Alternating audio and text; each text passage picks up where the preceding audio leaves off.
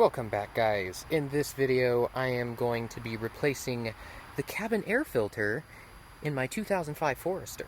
Now this works for this generation of Forester. I have the XT, it doesn't matter. But they are all located in the same place, and that is right behind the glove compartment. So the only thing you need for this is a Phillips head screwdriver. To get the glove compartment out of the way, that's all you need. So I'm doing this because every time I have my fans on, or even if I'm driving down the road and they're open, it just smells stanky. It smells like feet. It's just gross. So I've got to come in here and take it out and replace it because I know it's filled with nastiness. Anywho, first thing we need to do is come underneath the glove compartment, and you've got two screws that you can easily see. That one and that one right there. Those are the ones that are attached to the door. See? Glove compartment door. We do not need to remove those. Instead, we need to remove the other one. See how there's one right over there? We're going to remove this one. And then over here, we have this one, which connects to this big side piece right over here. That's the one we're going to remove there. Once those two screws are out, we're going to open up the glove compartment and we're going to start taking out the screws that you can see. So there's one back here, there, here, and one back there. Once you take all those out, this thing should start to get loose, and we'll have two clips over here that we need to pull straight out. Once all of the screws that I said are out, and even on the bottom, now you can actually start pulling this out a little bit. Little by little, I start over here on the right hand side because that's where these two clips are.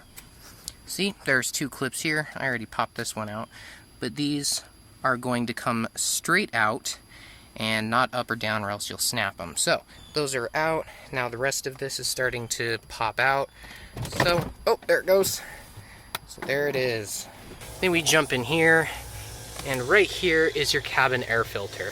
You've got two clips on here that you just need to squeeze to open up, like that. Then the tops, they fall down. There we go. And you can already see this thing is dirty and in need of replacing. Oh yeah, look at that. That's yummy. So here we have the old one and the new one. As you can see, the new one is just filthy. Okay, obviously this is the old one, and based off of what I have for the new one is just the filter. The old one, the filter is part of this plastic. So if you get the one that I get, then you just slide it in there. If not, I know they do sell other ones on Amazon, and I guess if you want to pay more just to have the plastic part to slide back in, you can. But the main thing is you need to see the airflow. The airflow is going from here. Here's the fan that's in there, and it's blowing it up this way. So we have to make so airflow is going up, and we put it in like so. And this is going to be pushed all the way back. So it's going to look like that when it's in there. And now I can put the cover back on, and it'll be good as new. Once that cover's back in, we have to put this whole assembly back in. It can be kind of a pain in the butt. So make sure it's lined up, and you're going to focus on these two clips first. Those two clips are going to hold it up well enough to where you can go to the left-hand side and put in one of the screws over here just to keep it in place. Once you get that in, it should hold itself up, and you can finish the rest of the screws on the inside and then the underside. And there we go. Finished putting the screws on the inside. Now I'm going to close that. I'm going to come down here and I'm going to put these last two screws in, which were the first ones that we took out.